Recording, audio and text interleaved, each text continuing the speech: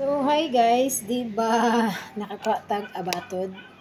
So, try na itong magkilaw og abatod guys.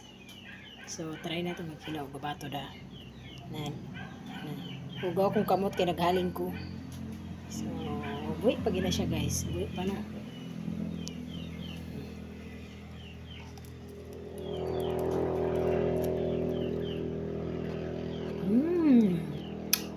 Tamis kayo guys.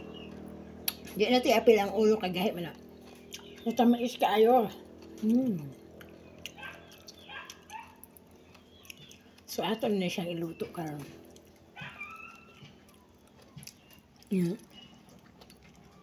Bisa ganito mo nga akong ilwa. Bakit ang tagid mo nga akong gituon tanan? Kahit na siyang panit, kagut-gut na.